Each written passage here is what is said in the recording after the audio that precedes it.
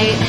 We have identified some very, very interesting anomalous type of aircraft. Traffic is quite luminous and is exhibiting some non-ballistic motion. Over. Moved very rapidly at any speed or rather any direction it wanted to go. Fly could change and go to the right or the left or go crossways without hesitating a bit. What do you think it was? Well, if they call it a flying saucer, that's what it is.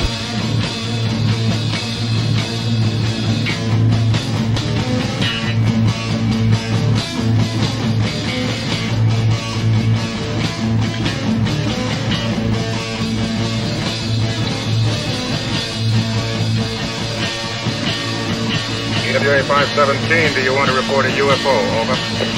Negative. We don't want to report.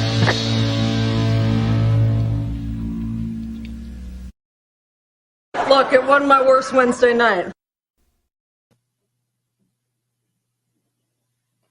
Good evening, everybody. This is Smiles Lewis, and you are tuned into another live edition of Anomaly-NOW, straight out of Austin, Texas. This is the weekly Anomaly News Roundup show for the 501c3 nonprofit Anomaly Archives Scientific Anomaly Institute, headquartered here in Austin, Texas.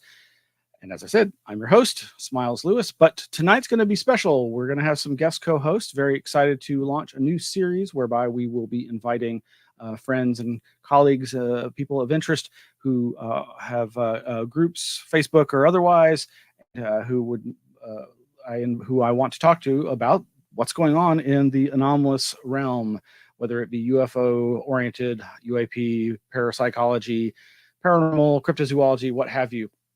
And tonight is going to be a very fun time. I'm really looking forward to seeing these two folks. It's been quite a while since I've had the chance to engage with them directly in this kind of a format, and actually for the first time with this kind of video format with one of them. And so let's just get right to it.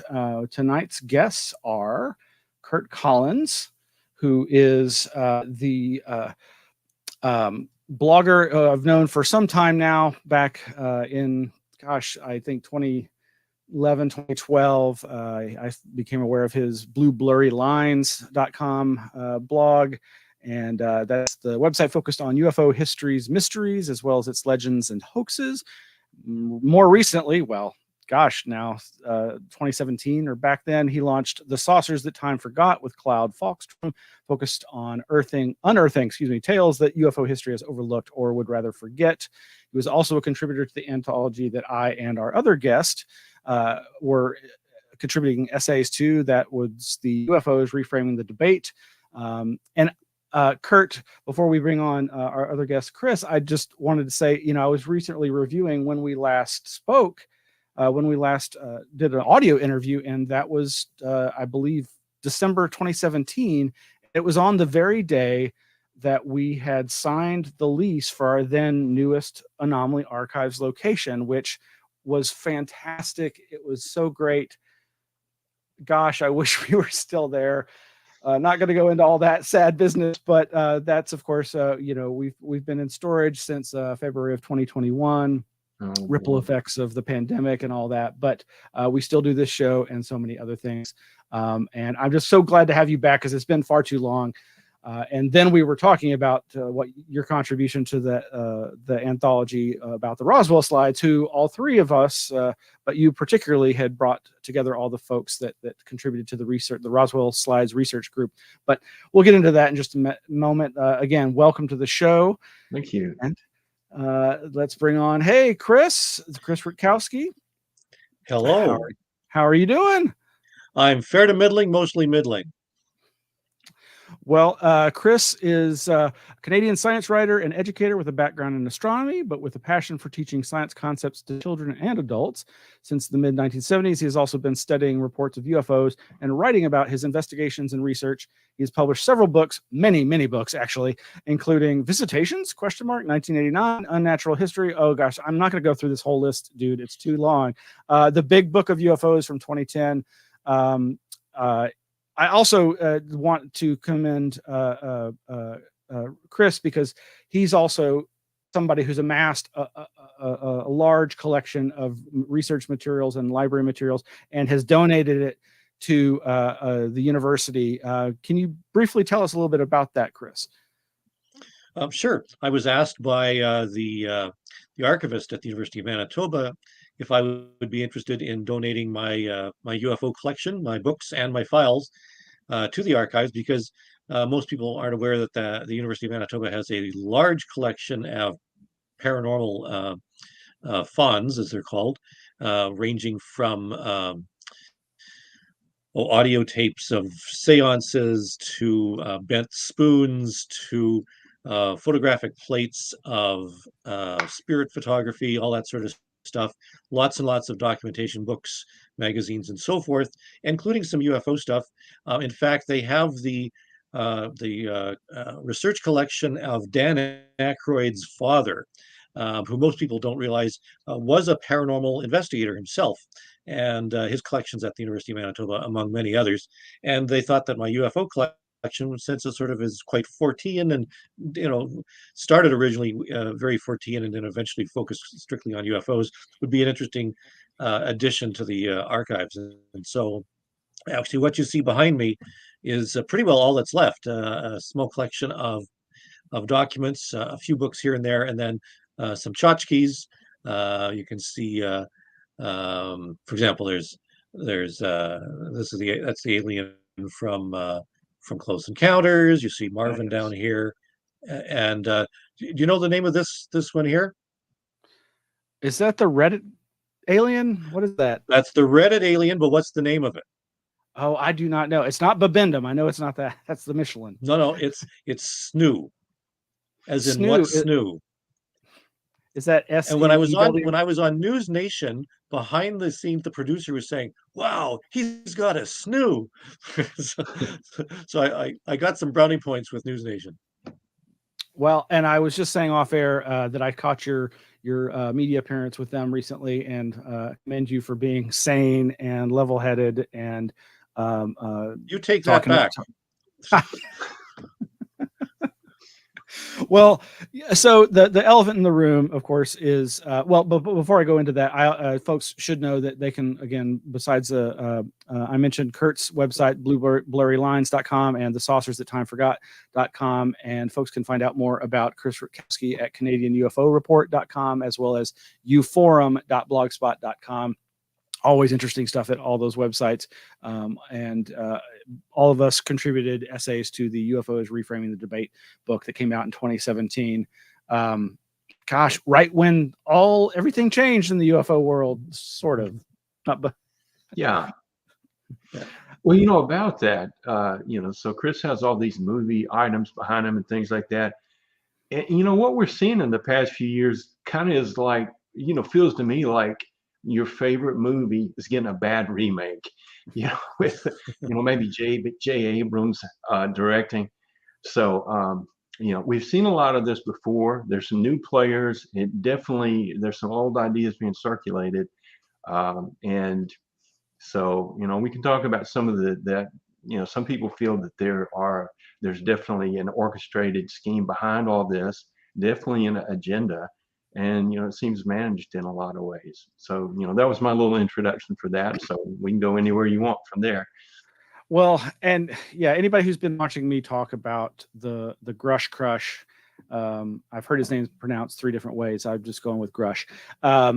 Dave knows that I am very suspicious and paranoid and conspiratorially minded. And I really, everything about this has felt weird to me, but no, I mean, you're right. Everything old is new again. I mean, we kind of were seeing this with Jeremy Corbell when he was doing his documentaries, bringing back, documentaries about implants, bringing back Bob Lazar, and as he likes to say, weaponizing our curiosity.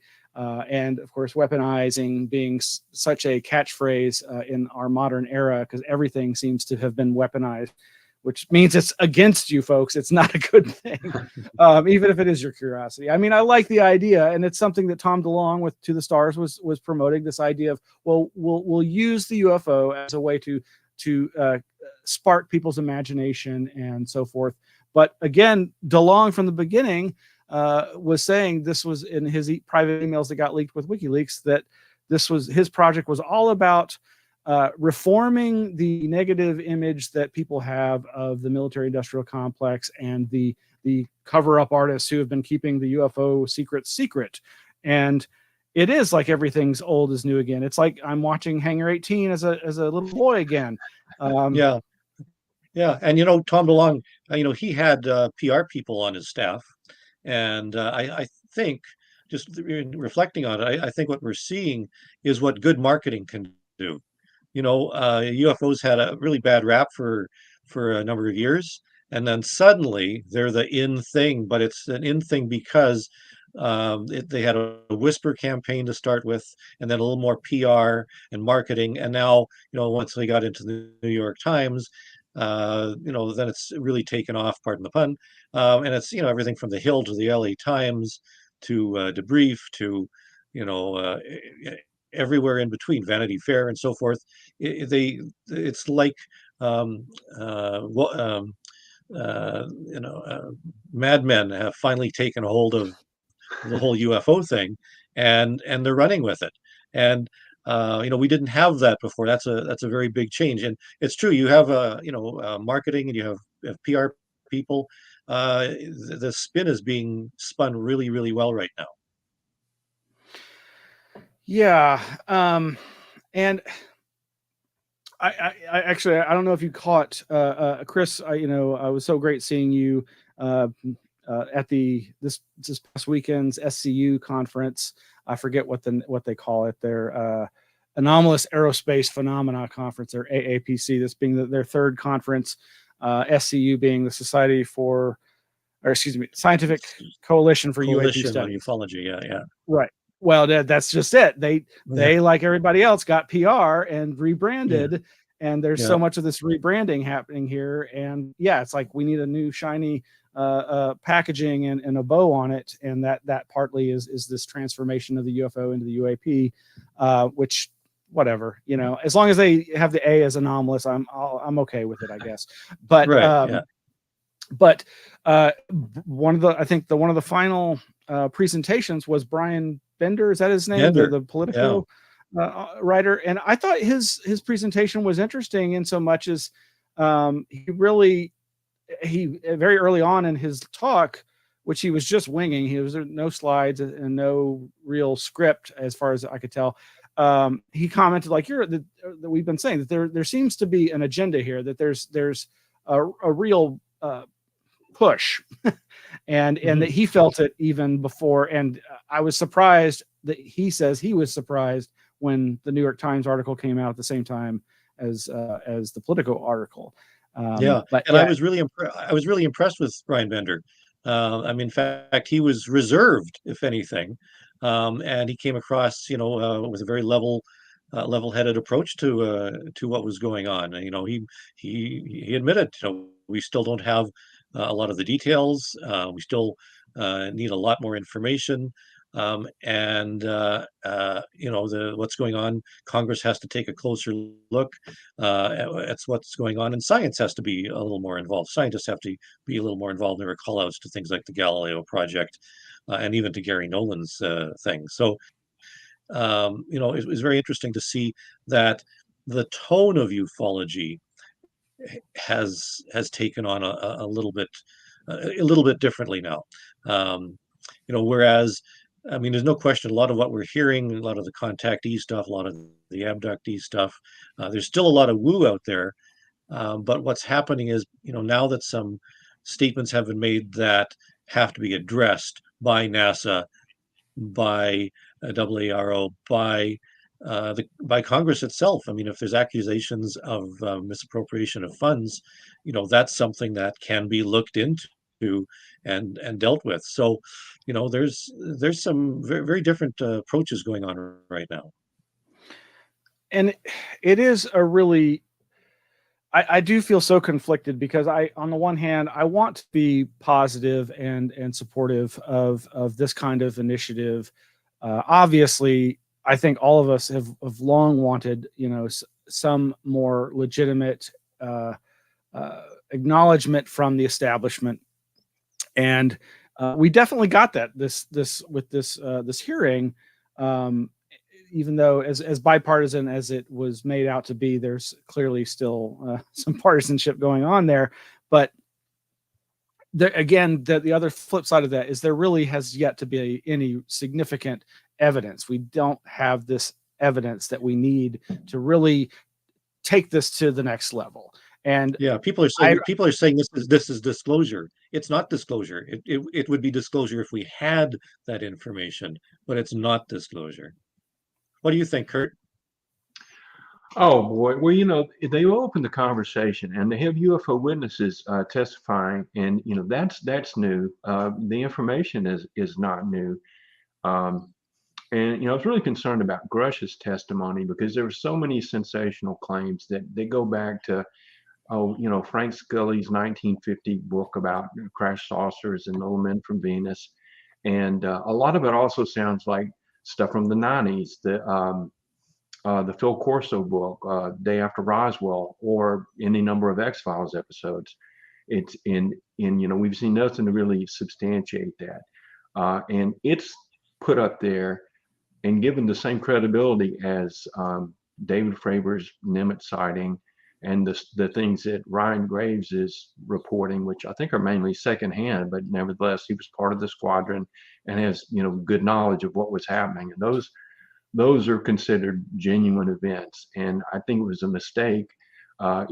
Just for example, if the Grush story did crumble or, had some kind of serious problem, it's going to taint the whole thing, including these genuine witnesses. So that's my first gripe about that. And then secondly, while I'm griping, the information that's going into what the senators are asking questions about, Corbel, Knapp, some UFO activists, and their lobbyists are pushing these questions in a certain, very particular direction, which is all about nuts and bolts, physical saucers, and spinning it as the national security concern. So that's, I think there's more to it than that, but that's all that's being talked about. Mm. Yeah, that's from the very beginning. Is of course, anytime you've got the military being the one leading the conversation, it's going to be stilted towards interpreting and analyzing things in terms of threats and talking about it in terms of national security, which is certainly an issue. And it's the air safety issue is certainly one of import as well. And of course, Ryan Graves and others are now part of these. Actually, I was surprised to learn that Brian Bender, whom we mentioned, the Politico journalist, is on the advisory board of one of these new, maybe initials APA, I'm not for sure, but it's an air safety oriented UAP organization that Ryan Graves is involved with.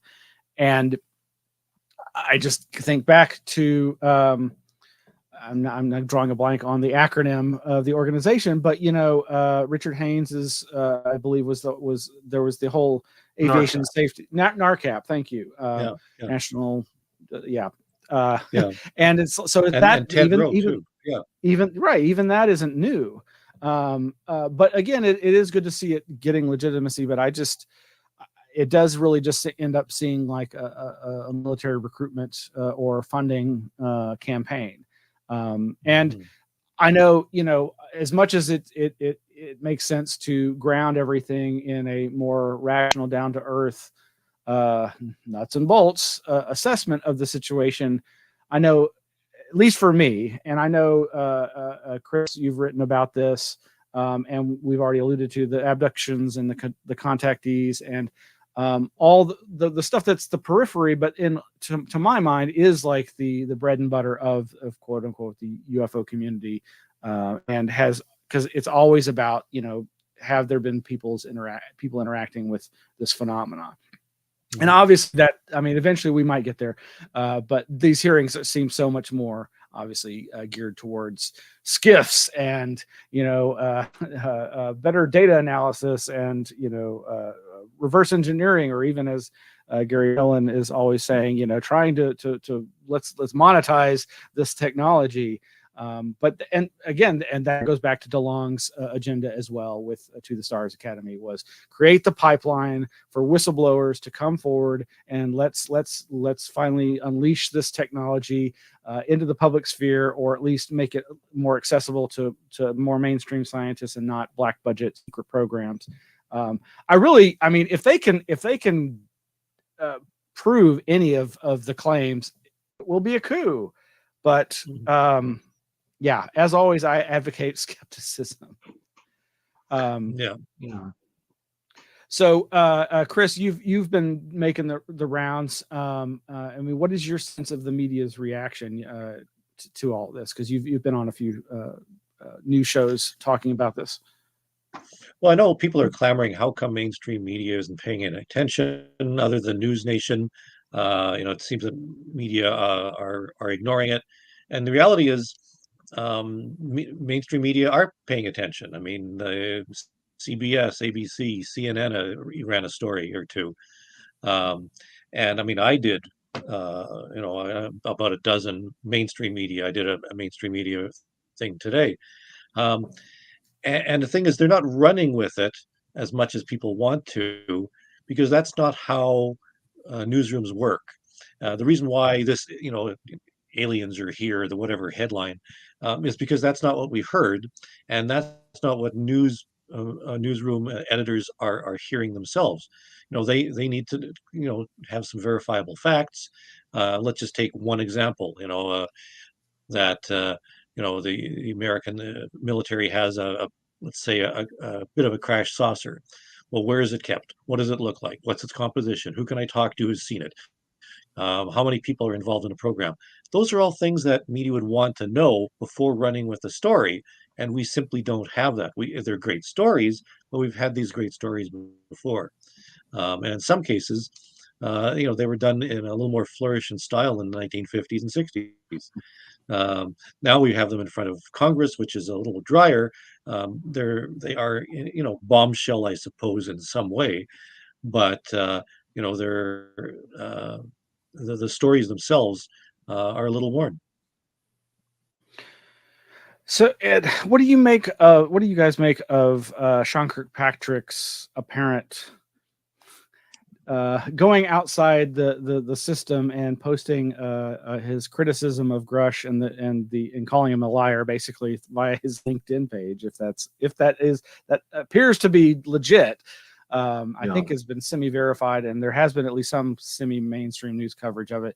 And that's where, again, the mainstream seems to be like, oh, well, we'll talk about the fact that the DOD are being insulted and feel, that this is a slap in the face. What do y'all make of Kirkpatrick going that route?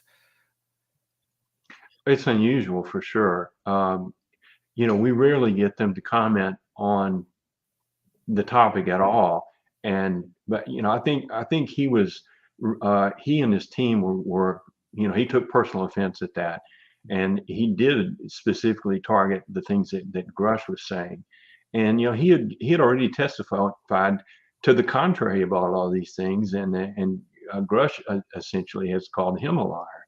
So it was a rebuttal, and interestingly, the Pentagon has commented on that. They said, and now it was interesting that it was reported by some news agencies as they distanced themselves from his response. But all what was said was that it was his personal response, not done through official channels, and they didn't say anything about the content of it. And there was a comment on some of the materials, which was just basically like, no, we haven't had anyone die from or being threatened from talking to Arrow, and it was almost a point by point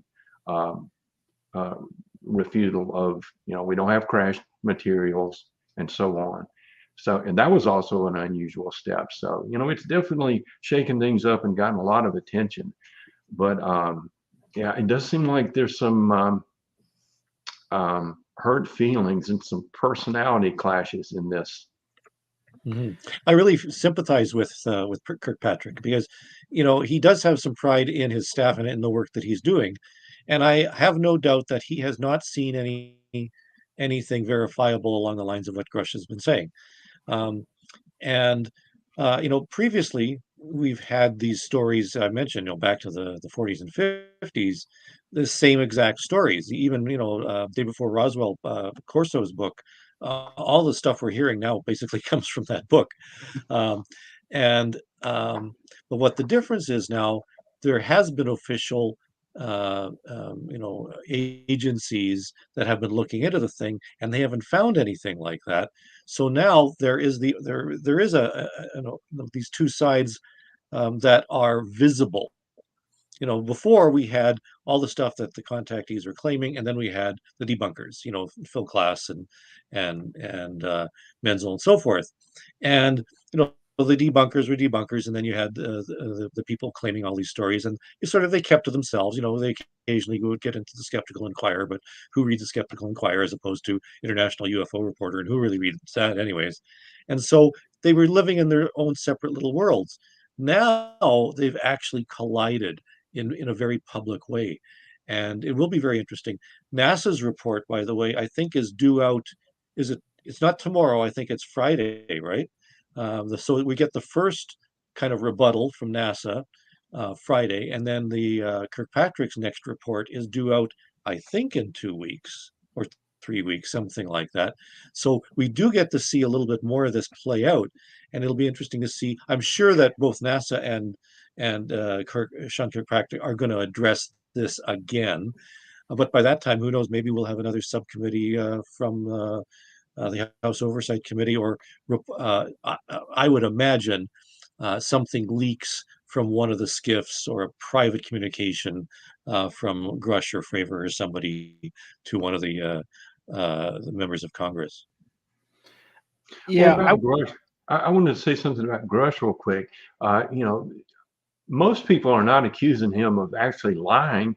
It's just that he believes in what he's been told, and so much of this is material that we've heard, besides the places already mentioned, from this Wilson Davis memo, which is supposedly the recording of the conversation that Eric Davis had with Admiral Wilson, and it alleges that there are programs hiding what must be crashed material, and this dates back to the 90s, and there have been rumors about that circulating, but none of that has substance. Now Eric Davis has clearance, and all of his friends that were part of Bigelow's National Institute for Discovery Science, many of which went on to the OSAP program, and a few of them went on to the STARS, and are still active players now. They're it's a small circle of people. They've looked at this same topic. They're advocating for the same things, and many of them are, most of them are scientists themselves, and have government connections, and are very influential. But I just don't know that they've got anything to back up what they've been chasing for all these decades. I agree, and I agree with your point about Grush. I don't think he's lying either. I think he is faithfully reporting what he's been told. It's just that he's been circulating in these same, among these same groups of people who've been around, changing their acronyms from time to time, but they've basically been doing the same thing for a number of years now. In fact, somebody posted his resume, his CV, just the other day, and boy, that's a impressive CV. Like, this is a guy on paper who you would definitely want to have in your, in your dugout, because he's, has done some amazing things. A couple of degrees, Master of Public Administration, as well as I think a chemistry or a biology degree, something like that. Plus a whole bunch of courses through military colleges and so forth, plus his experience, and now he's on the board of a lot of little things. Like, this is a guy who, by rights, you should know what he's talking about. And for him to go public with all of this stuff, people are saying, well, he's under oath. Well, yeah, he's absolutely under oath, and he's now gone public with all this information that, who knows where he got it from, but boy, it's very interesting to see that it's now going on the record in a very serious way. I was really hoping that some of the people that he's spoken to that have led him to be able to say what he said, which is, I have been told these things by these insiders. The whole point of this movement that seems to be afoot is allegedly to clear the way for other whistleblowers, to create the path forward for the people who have told Grush what he alleges he has been told, for them to tell their firsthand experience. And it's like, on the one hand, that is so simple. If we could just get that. And I suppose it's too much to ask for that first foray into this environment with the hearings to have that happen outright. But that's what needs to happen. That's the only way forward. The other thing I was going to say is it's clear that, and I think this is clear from Kirkpatrick's angry LinkedIn memo, that there's a lot of misinterpretation of statements or misstatements by Grush during his testimony. Kirkpatrick, I think, saying that he never worked for Arrow, which I think is just a misinterpretation of the way Grush phrased something in his talk, and Grush's claim during about he and his wife being threatened, or in the context of, has anybody ever been hurt by these programs or this technology or what have you, that could be taken so many different ways. Again, the fact that this is all coming about because of his not just, I really feel like it's like all of this has come about not because of his whistleblowing about these secret programs, but because him invoking that he was retaliated against. Like somehow that's what gave it legitimacy to Congress almost. But I mean, I'm sure I'm completely missing the mark on that. But yeah, where are the other whistleblowers? We've also heard rumors that there were supposed to be other people involved in that hearing, and that they all dropped out due to fear. That could just be, rumor, but who knows? So what's next? Yes, we've got these reports from NASA and Arrow coming out, but as I think it was Cuthbert was saying in a recent interview, people are being approached, alleging that there are insiders and they want to know how to proceed. But I think Ross said, Arrow doesn't even have a website or a way to contact them. And I do have to wonder and be worried about if they're, assuming there are these programs and assuming there are insiders who want to speak out, it's got to be a bit of a labyrinth to pass through to find a safe way forward, because I mean, we all know how much we're all being surveilled, and if you're in these programs, you've got to be being surveilled even more than the rest of us normal folks, I would think. Oh yeah. So about the credentials of Grush, one of the people that backed him, and I really have more of a question because now I've forgotten the guy's name, Admiral somebody who's retired. I think he spoke at the SCU conference. Did you guys listen to his presentation, and did he discuss Grush at all? I saw the link you mentioned. Was this the Hill article by Rear Admiral Tim Gallaudet? I'm not sure how to pronounce that. Yeah. Now he says he backs Grush. He finds him 100% credible, something like that. Now he doesn't say he actually has the same information. He doesn't go that far, but he backs. Thinks he's credible. But he makes just a couple of interesting points. He comes up with recommendations that need to be done, and both of them involve science. He says that the scientific community should go on board, and there should be should be more cooperation between science and the military. And that has nothing necessarily to do with Grush. That's just something that should be done. He called out Galileo project and a few other things. NASA, as I mentioned, is going to be giving a report fairly soon, and science has always been interested in this subject, although certainly not as vocal as they are now. I mean, I one of the things I did, I published a lengthy post of scientific articles written on the topic of UFOs that are published in peer-reviewed journals, and there's hundreds and hundreds of them that have been published for many years. Now there's a bigger push for articles from SCU and from Galileo to get more, but there's been scientific interest in this for quite some time, just as the same way that there had been New York Times articles on UFOs that were not ridiculing or sarcastic, that were actually very serious, that date back decades now.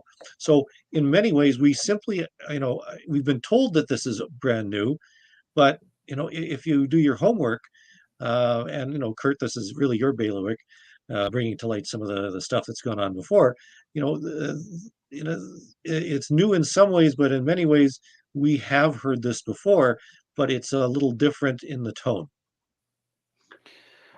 I'm really glad to hear that Admiral Gallaudet advocating exploration and research and things like that, because one of my fears in this is that whether a UFO fan or the public are going to think, oh, well, if all we've got to do is wait for them to open the files and open the hangar doors and see saucers, well, we don't need all this equipment. We don't need this research. But I don't think we can do that at all. I think if anything, it should reinvigorate people, and hopefully more people will become interested in the phenomena, and not just expect it to be about little men and saucers or whatever. There's something going on. I think there's enough that maybe people have been persuaded that UFOs are something real and not just the imagination. A lot of people have never accepted that, and more people I think are on board with that.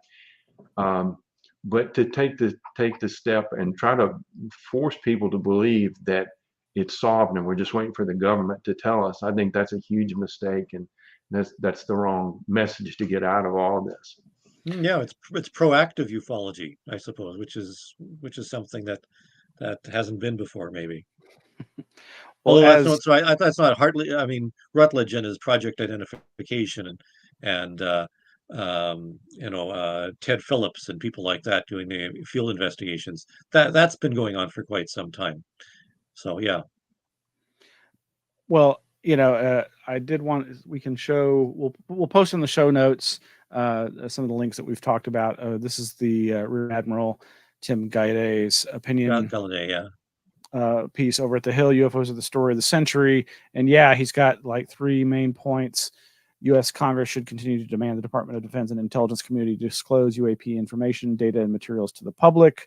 U.S. government should show leadership in international scientific studies of UAP. He then mentions the San Marino Project Titan being suggested as a United Nations United Nations project. That was one of the presentations at the SCU event. And then last, the U.S. research community should significantly expand the scientific study of UAP.